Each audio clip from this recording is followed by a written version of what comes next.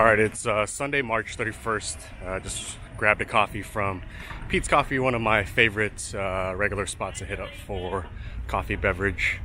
And yeah, it's another tournament day, so I'm gonna hop in there.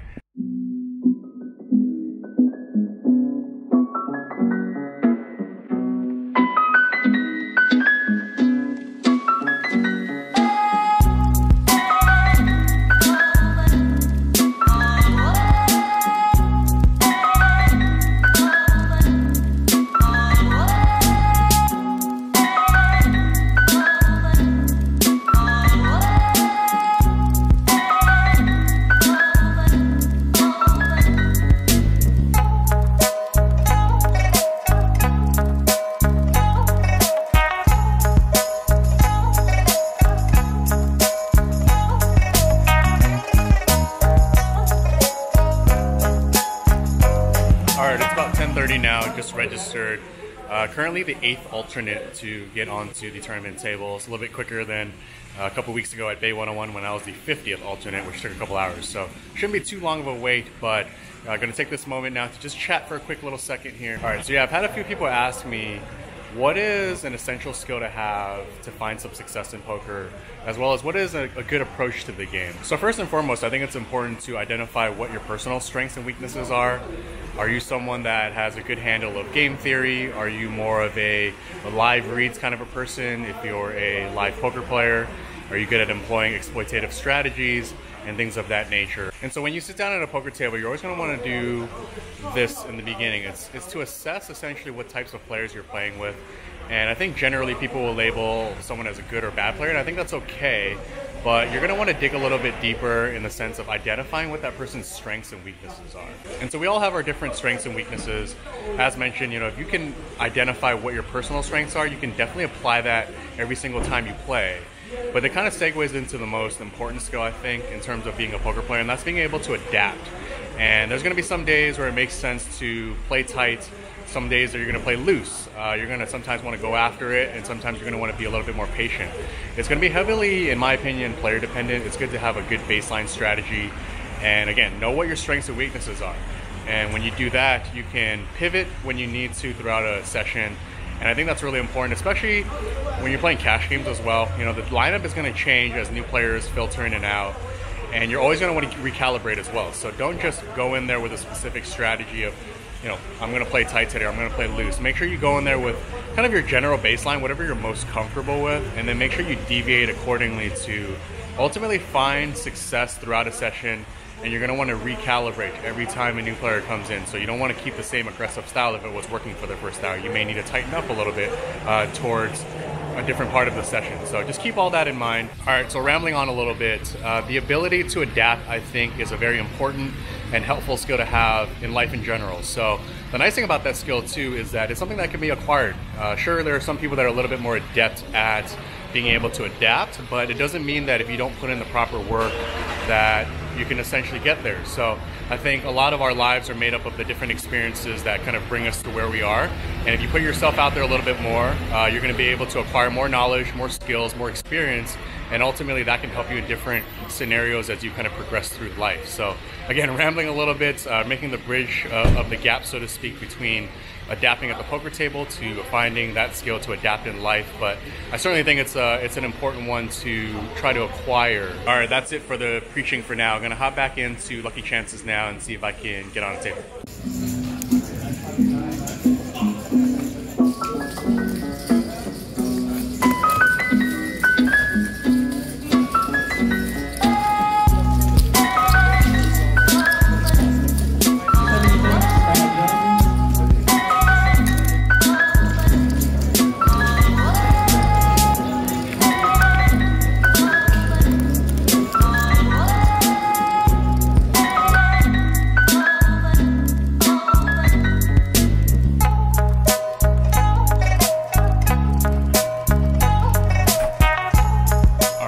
About 2:30 in the afternoon, I've made my way over to the bar here, which means I'm no longer in the tournament. But I never really had a reason to come into the bar here, but wanted a quiet place to do the hand recaps, and it's actually a pretty nice bar. So I'm gonna do some hand recaps here.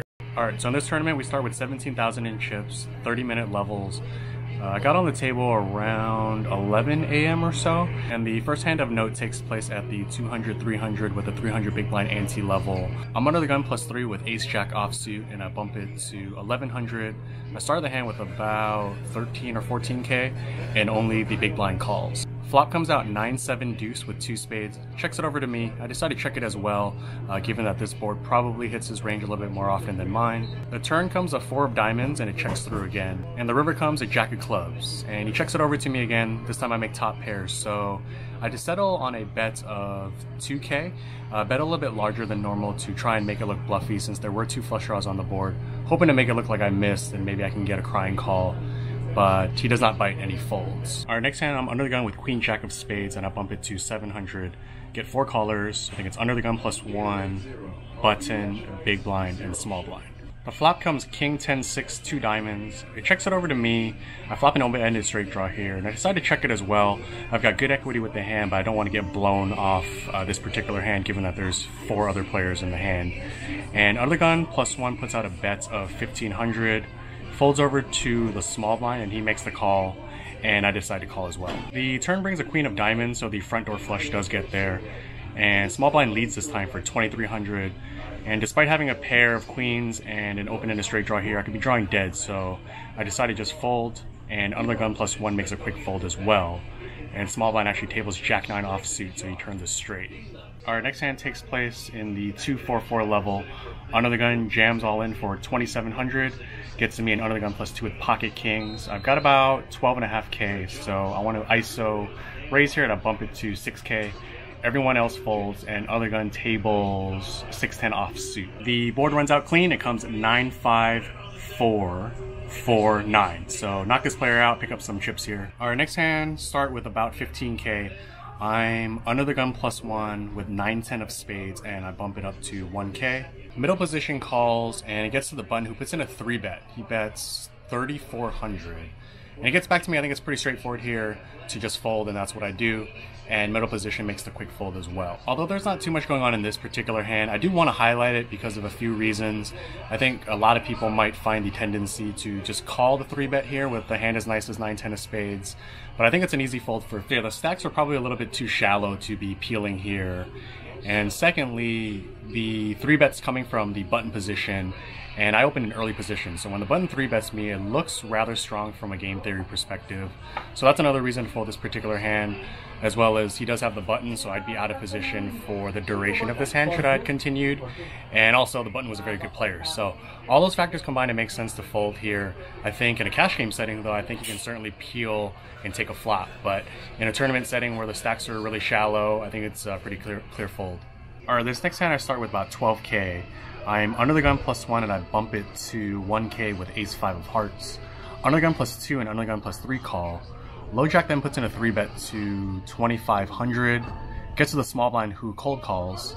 And getting a pretty good price here with the suited ace, so I also don't expect under the gun 2 and 3 to put in a back raise. So I decided to call as well. And as expected, under the gun 2 and 3 just called. Alright, so we go 5 ways to a flop of queen 8-7 all diamonds. Completely whip this flop, ultimately end up folding this hand. Alright, this next hand I start with about 10.5k.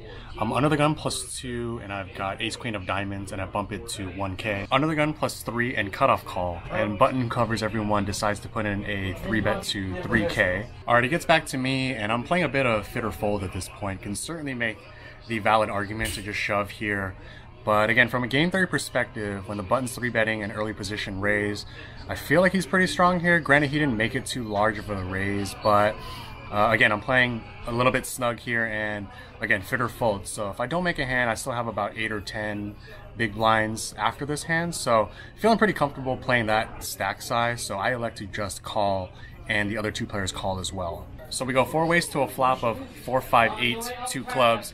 Completely whiff this board again.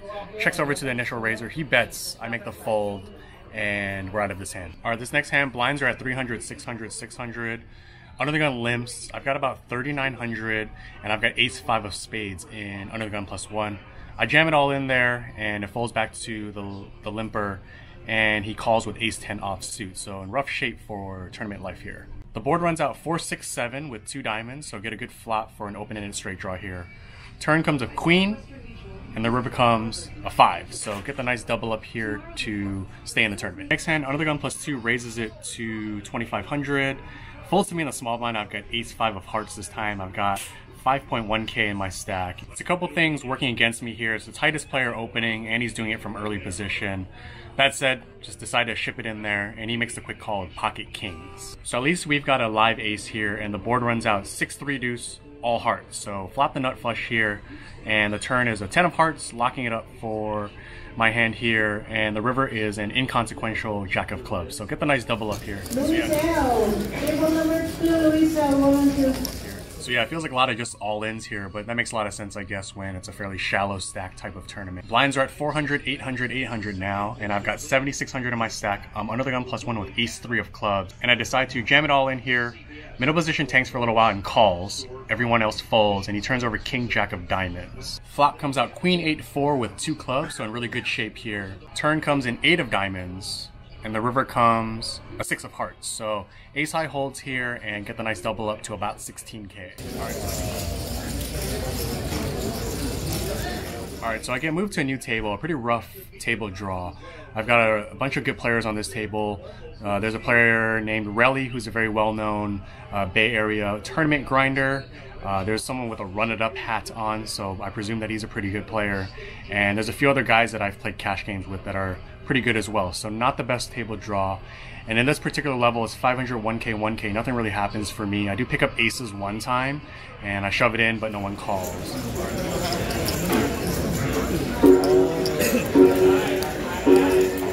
Alright, this next hand, blinds are at 1k, 1500, 1500. Folds over to middle position, who's Relly, and he bumps it to 3k. Folds over to me in the small blind with jack-10 of spades. I've only got 6k, so just a few big blinds. I decided to just go with it and put it in. Big blind folds, and Relly calls with king-8 of clubs. Board runs out king-8-4 with 1 spade. Turn is a deuce of spades, so pick up some equity here. And the river is an offsuit 5. So get knocked out here. At least we lose the chips to a nice fellow Bay Area grinder. And yeah, that concludes things for the tournaments. Drew around 360 players. First place was, I think, over 50k, and ultimately take 116th place. So in the top 33% of the field, which, you know, is pretty decent, but not enough to make the money. But feeling pretty good overall to have survived with not too much to work with throughout the day. Granted, there were some spots that I probably could have played differently and not as nitty, but happy to make it fairly deep given that there wasn't much to play with. Alright, so that caps things off for this vlog. Next stop will be Stone's Gambling Hall in Citrus Heights, Sacramento, California. Going to be on the live stream for the first time, and going to be playing a 3-game mix. It's going to be No Limit, Pot Limit Omaha, as well as some Omaha High-Low. So I'll be vlogging that experience and sharing that with you all. And as always, thanks for the support, and I will see you all on the next one.